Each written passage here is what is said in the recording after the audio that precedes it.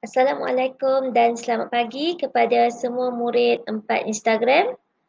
Bersama lagi dengan Cikgu Noraniza dalam subjek sains tahun 4. Dan pada hari ini kita akan meneruskan sesi PDPR kita yang seterusnya dalam unit 1 kemahiran saintifik. Jadi pada hari ini kita akan meneruskan lagi sesi pembelajaran kita dalam memahami dan mempelajari tentang kemahiran proses sains. Objektif pembelajaran kita pada hari ini adalah di akhir sesi PDPR, murid dapat memberikan 3 kemahiran proses sains yang telah dipelajari dan mengaplikasikan 2 kemahiran proses sains semasa melakukan aktiviti penyiasatan. Baiklah murid-murid, kamu boleh merujuk buku teks kamu di muka surat 2. Perhatikan dialog di muka surat 2. Masihkah kamu ingat akan kemahiran proses sains yang telah kamu pelajari sebelum ini? Kemahiran proses sains membantu kita memahami objek dan persekitaran secara saintifik. Murid-murid, mari kita ikuti dialog dan perbualan murid-murid di hadapan kamu ya. Sudah lama saya perhatikan sampah sarap di sini semakin hari semakin banyak. Baunya pun tidak menyenangkan, kata murid lelaki tersebut. Cuba kamu perhatikan perkataan yang dihitamkan. Perhatikan. Di sini menunjukkan bahawa murid tersebut telah menjalankan proses memerhati. Murid lelaki tersebut pula berkata baunya pun tidak menyenangkan.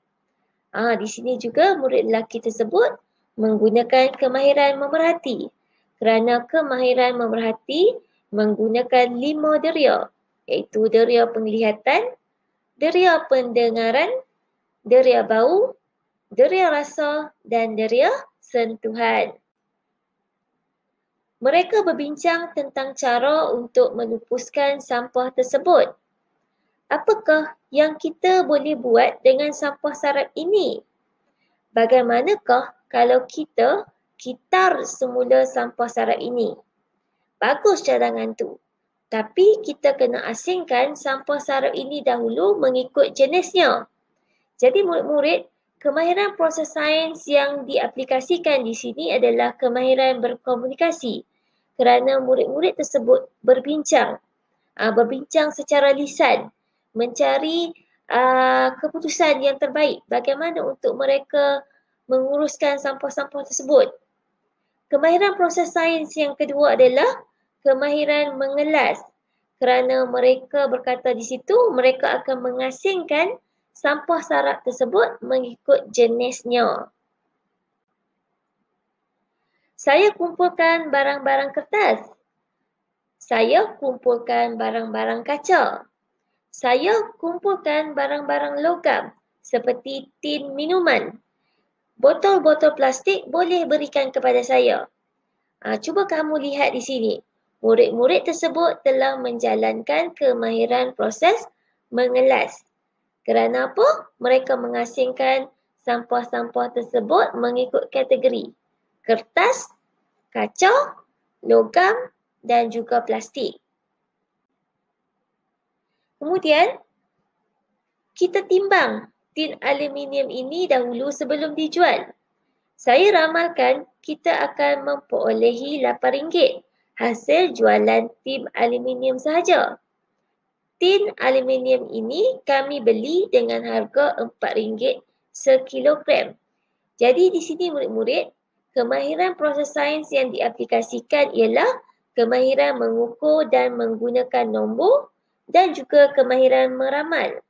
Apa yang dimaksudkan dengan kemahiran mengukur dan menggunakan nombor?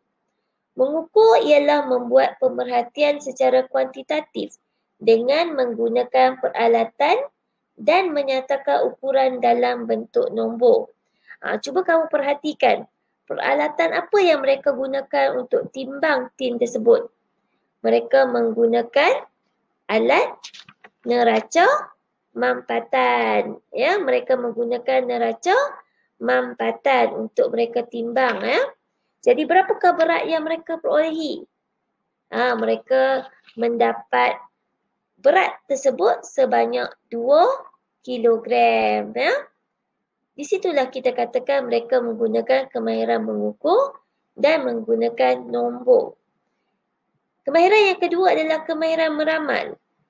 Saya ramalkan kita akan memperolehi RM8. Kenapa dia ramalkan mereka akan dapat RM8? Kerana 1 kilogram berharga RM4. Jadi berat sampah tersebut adalah 2 kilogram. Jadi mereka ramalkan mereka akan dapat RM8. Ini logiklah kerana ramalan itu dibuat secara munasabah. Kerana 1 kilogram harganya RM4. Kalau 2 kilogram harganya RM8. Siva, mengapakah kita perlu tanam semua sisa makanan ini? Supaya sisa makanan ini dapat mereput di dalam tanah. Betul alasan kamu itu. Baunya pun akan hilang selepas ditanam. Jadi alasan di situ menunjukkan bahawa mereka menggunakan kemahiran proses sains membuat inferen. Mereka memberikan sebab. Sebab apa? Kerana supaya hilang bau yang tidak menyenangkan itu dan juga supaya sampah-sampah tersebut dapat mereput di dalam tanah. Mereka memberikan inference, iaitu memberikan alasan ataupun sebab. Jadi akhirnya mereka berjaya membersihkan kawasan tersebut. Jadi kemahiran proses sains membantu kita memahami objek dan persekitaran secara saintifik. Apa maksud saintifik? Kerana mereka menggunakan kemahiran proses sains untuk mereka membersihkan kawasan tersebut.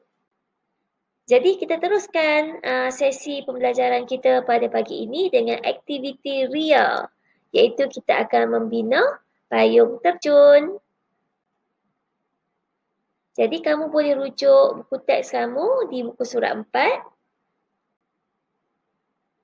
Mari kita lihat alat dan bahan yang kita perlukan.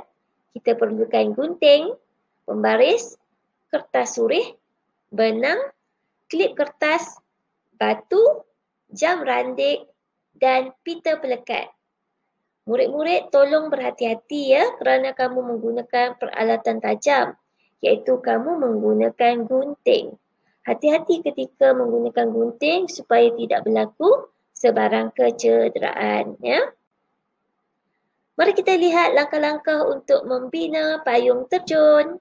Langkah yang pertama, lakarkan 2 bentuk segi empat sama berukuran 25 cm. Potong dan lubangkan pada bahagian tengah kertas surih. Langkah yang kedua, potong 4 utas benang sepanjang 30 cm dan lekatkan pada setiap sudut kertas. Satukan semua hujung benang dengan mengikatnya. Jadi setiap utas benang tu berukuran 30 cm. Kamu buat 4 utas ya. Kemudian kamu simpulkan hujung benang tadi. Kamu ikat ya. Langkah yang ketiga, hasilkan payung terjun yang kedua. Tadi di awal langkah 1 kita telah buat 2 segi 4 kan. Jadi segi 4 yang kedua tu kamu buat payung terjun yang kedua. Okey, kali ni kamu gantungkan klip kertas yang diikat pada batu pada bahagian hujung payung terjun. Jadi di sini murid-murid kamu ada 2 payung terjun. Satu payung terjun yang di hujungnya tiada apa-apa. Kamu hanya simpul benang saja. Satu lagi payung terjun, kamu gunakan klip kertas dan kamu ikatkan pada klip kertas tersebut batu. Beza Satu bermaksud satu payung terjun tu ringan, satu lagi payung terjun tu agak berat lah ya. Langkah yang keempat, secara serentak kamu jatuhkan payung terjun dari tempat yang tinggi. Perhatikan, masa yang diambil untuk kedua-dua payung terjun jatuh ke lantai. Jadi murid-murid disebabkan PKP kita tak boleh ke sekolah dan kita tak boleh buat sama-sama, kamu boleh cuba buat eksperimen ini di rumah. Tiada paksaan, kamu hanya boleh cuba. Ni bukan cikgu wajibkan. Kamu cubalah. Kalau kamu ada kelapangan, kamu cuba. Di sini kita boleh buat satu ramalan sebenarnya. Kalau ikut cikgu, cikgu meramalkan payung terjun yang di hujungnya kita ikatkan klip kertas dan batu akan jatuh lebih awal berbanding payung terjun yang hanya kita simpulkan sahaja di hujungnya. Kenapa? Kerana ia logik lah munasabah ramalan yang cikgu buat ni. Sebab selalunya objek yang lebih berat itu lagi cepat jatuh ke tanah berbanding objek yang ringan. Ya? Bayangkanlah kapas dengan batu. Yang mana akan jatuh lebih awal? Mestilah batu yang akan jatuh lebih awal. Betul tak? Okay, jadi kita teruskan dengan satu video. Murid-murid tonton video ini untuk membantu kamu membina payung terjun. Okey, di akhir eksperimen kamu nanti, kamu perlu menjawab soalan ini. Satu soalan saja. Payung terjun manakah yang jatuh lebih cepat? Tadi dah cikgu dah terangkan. Pasti murid-murid boleh jawab kan?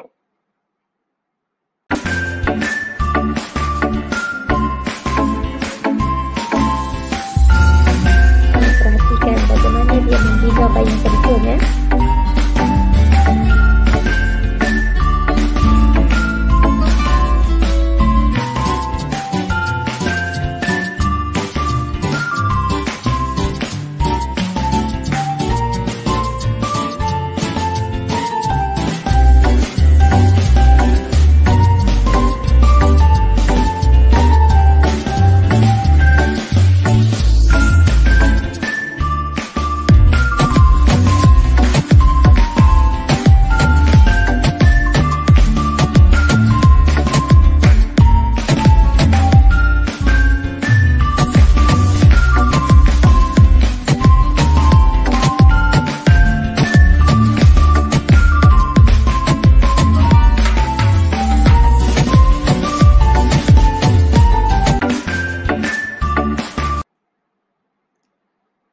Baiklah murid-murid, setelah kamu menonton video sebentar tadi, cikgu harap ia dapat membantu kamu untuk membina payung terjun dan seterusnya menjalankan penyiasatan ini di rumah kamu masing-masing.